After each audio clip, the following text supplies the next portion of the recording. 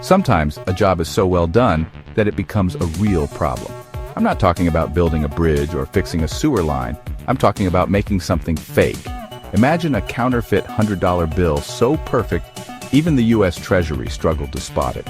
For years, these bills, nicknamed Superdollars, circulated worldwide, fooling everyone from shopkeepers to bank tellers. This wasn't some amateur operation. It was a professional job that shook global finance. The shocking part? The quality. These fakes were masterpieces with the right feel, weight, and even security features.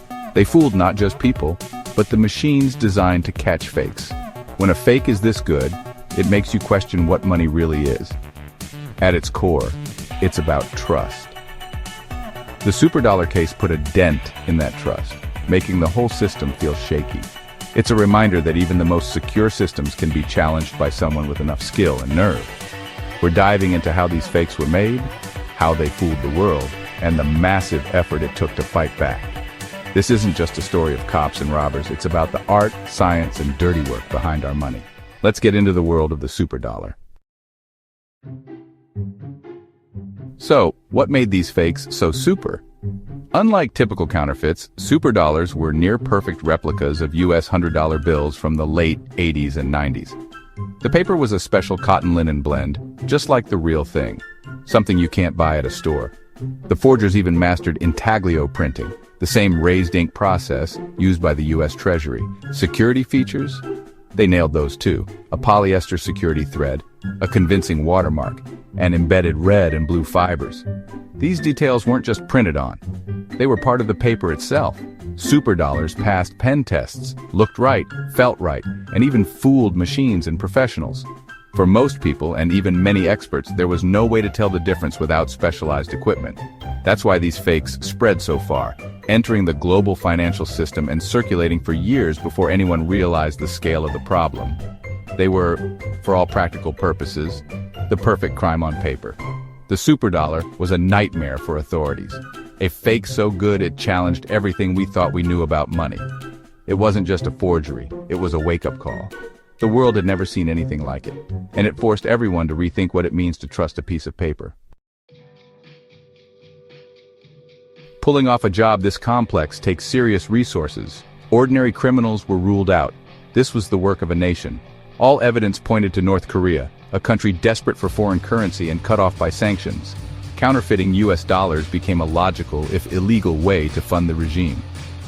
The operation was reportedly run by Division 39, a secret North Korean organization tasked with acquiring foreign currency by any means.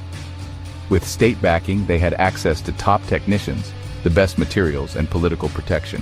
They allegedly used the same multi-million-dollar printing presses as legitimate governments. The fake bills were smuggled through diplomatic channels and laundered via front companies and criminal networks.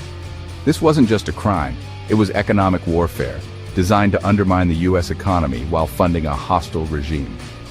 The Superdollar wasn't about getting rich quick. It was a tool of national policy. It blurred the line between crime and international conflict. The scale and ambition set it apart from any counterfeiting operation in history. This was dirty work on a global stage. Let's break down how the Superdollar was made.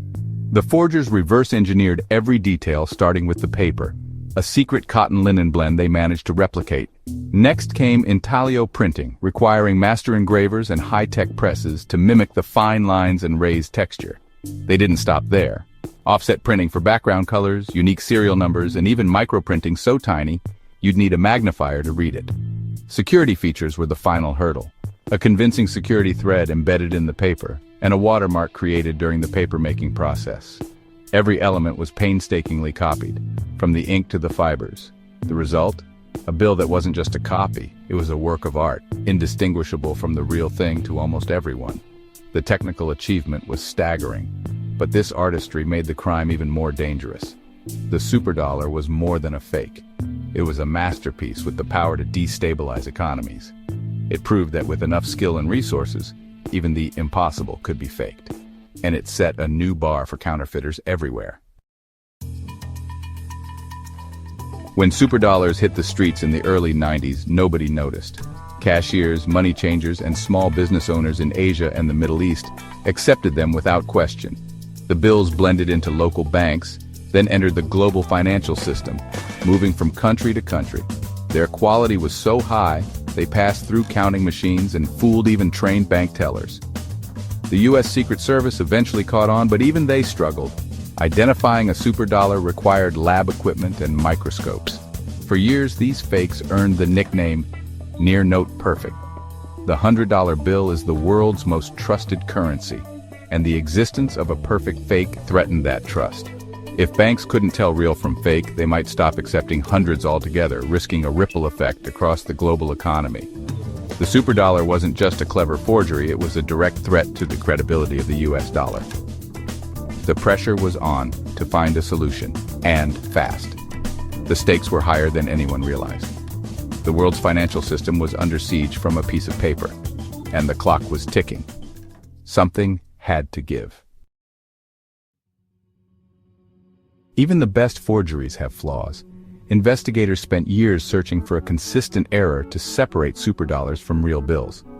Finally, they found it, a tiny flaw in the microprinting around Franklin's portrait. On the superdollar, the top loop of the letter P and UF was slightly misshapen, a minuscule error repeated on every fake. This became the fingerprint investigators needed. With this clue, agents could finally track and identify superdollars without a full lab analysis. It proved that perfection is nearly impossible, even for master forgers. That tiny mistake turned the tide in the investigation. Sometimes it's the smallest details that bring down the biggest schemes. With a way to spot superdollars, the hunt shifted to tracking the network behind them. This was no ordinary investigation. Authorities were chasing a foreign government's shadowy operation. The bills surfaced worldwide, laundered through criminal networks, and even linked to groups like the IRA.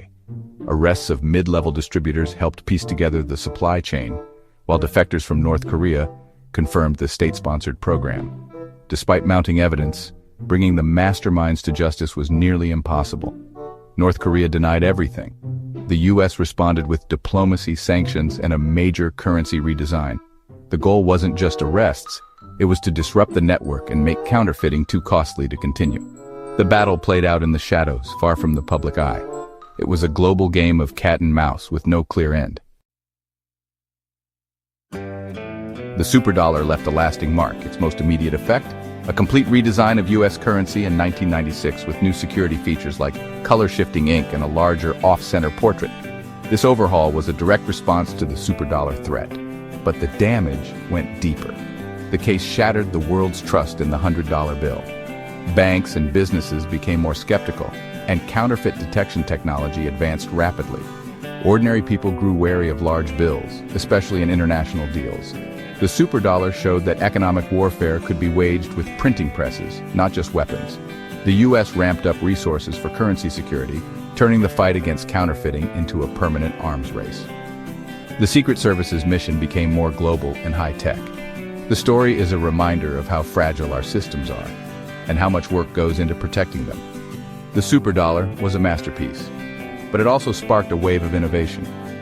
The job of the counterfeiter only got harder, and the world learned to never take trust for granted. The superdollar story isn't just history, it's a warning. As technology advances, so do counterfeiters. Every new security feature is a new challenge for someone, somewhere to crack. The job of protecting our money never ends. Currency security experts work in the shadows, keeping the world's trust intact. Their work isn't glamorous, but it's essential. Without them, the foundation of our economy could crumble. Behind every dollar bill is a story of innovation, vigilance, and dirty work. If you found this story fascinating, stick around. There are plenty more hidden battles to uncover. Thanks for watching.